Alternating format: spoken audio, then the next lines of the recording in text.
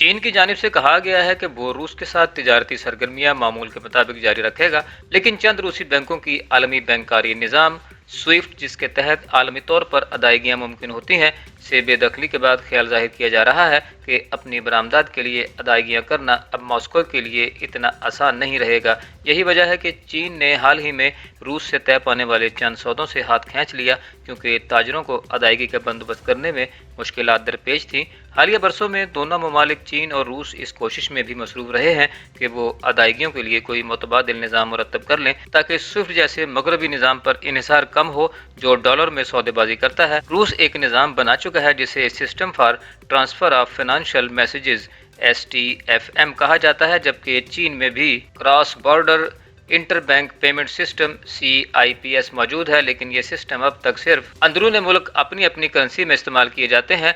Carnegie Moscow centre की एक तहकीक में दावा किया गया है कि चीन और रूस के ये सिस्टम स्विफ्ट निज़ाम का मुतबादिल नहीं बन सकते। सन 2021 तक सिर्फ एक ही चीनी बैंक ने STFM में शमूलियत इख्तियार की थी, जबकि दूसरी जानिब चीन के CIPS सिस्टम से बहुत से रूसी और बैन अवी बैंक जुड़ चुके हैं।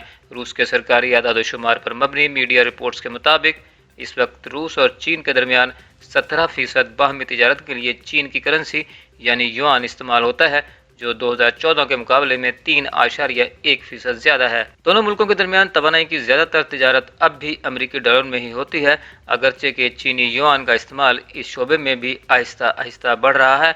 रूस और चीन के दरमियान बाहमी तिजारत का हुजम हालिया सालों में बतदरीज बढ़ रहा है। गुज़िश्ता साल ये हुजम 147 अरब अमरीकी डॉलर पर जा पहुंचा था, जो 2020 के मुकाबले में 36% इजाफा और एक नया रिकॉर्ड था।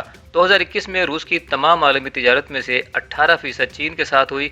गुज़िश्ता माह रूस के सदर पुतिन ने चीन का दौरा किया तो दोनों मुल्कों की जानिब से कहा गया था कि 2024 तक बाहमी तिजारत को 250 अरब डॉलर तक बढ़ा दिया जाएगा। वाज़ेह रहे कि चीन रूस की तवानाई बरामदात जैसे तेल, गैस, कोयला और ज़रई अजनास की खपत की सबसे बड़ी मंडी है, और ये भी साफ जाहिर है कि हालिया बरसों में रूस ने चीन को भेजी जाने वाली बरामदात में माजी के मुकाबले में कई गुना इजाफा किया है। इसके बावजूद यूरोपीय यूनियन के साथ तिजारत करने वाला मजमूई तौर पर सबसे बड़ा ब्लॉक है। सन 2021 में यूरोपीय यूनियन से रूस की तिजारत का हुजम चीन की निस्बत 2 गुना ज़्यादा था। माहिर मालियाती उमूर डॉक्टर रेबिका हार्डिंग कहती हैं कि मौजूदा हालात में सूरत हाल यकसर तब्दील हो सकती है। मेरे ख्याल में ये नागुज़ीर है कि मौजूदा पाबंदियों के सिलसिले में यूरोप और रूस की तिजारत कम होगी। इस बहरान ने यूरोप की इस सोच को मज़ीद तक़वियत दी है कि इसको अपनी ज़रूरियात के लिए दीगर ज़राए पर भी गौर करना होगा। रूस और अमेरिका के दरमियान होने वाली बाहमी तिजारत का हुजम काफ़ी कम है। रूस की मईशत का दारोमदार काफ़ी हद तक तेल और गैस की बरामदात पर होता है, जो अब तक मगरबी मुआशी पाबंदियों का निशाना नहीं बनी। मीडिया रिपोर्ट्स के मुताबिक गुज़िश्ता साल रूस चीन को तेल फराहम करने वाला दूसरा बड़ा और गैस फराहम करने वाला तीसरा बड़ा मुल्क था, जिसकी बरामदात का तखमीना 41.1 और 4.3 अरब डॉलर लगाया गया था।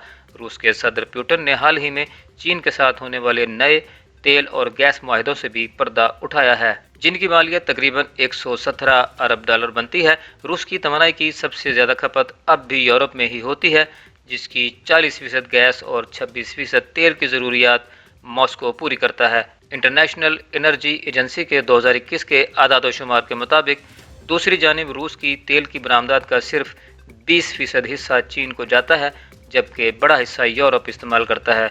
डॉक्टर हार्डिंग के मुताबिक रूस की चीन को तेल और गैस की बरामदात में गुज़श्ता 5 साल से मुसलसल सालाना बुनियाद पर 9% का इजाफा हो रहा है। ये यकीनन बड़ा इजाफा है, लेकिन रूस के तेल की खपत अब भी चीन की निस्बत यूरोप में ज़्यादा है।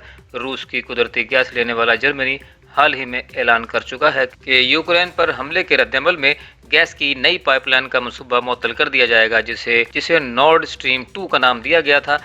एक तजज़ियाकार के मुताबिक रूस और चीन के दरमियान होने वाले नए मुआहदे के तहत पावर ऑफ साइबेरिया 2 नामी गैस पाइपलाइन बनाई जाएगी, लेकिन इसकी इस्तेदाद नॉर्ड 2 स्ट्रीम पाइपलाइन के मुकाबले में 1/4 से भी कम होगी। अब तक ये भी वाज़ेह नहीं कि साइबेरिया से गुजरने वाली इस पाइपलाइन का आगाज़ कब होगा। चीन रूस से कोयला खरीदने वाला भी सबसे बड़ा मुल्क है, और दोनों मुल्कों के दरमियान एक हफ्ता कबल ही 20 अरब डॉलर का नया मुआहदा हुआ है। जल्द या बदेर चीन ज़रूर ये चाहेगा कि कोयले पर भारी इन्हिसार ख़त्म करने اور گرین ہاؤس گیسز کم کرنے کے لیے روس سے گیس کی درآمدات میں اضافہ کرے۔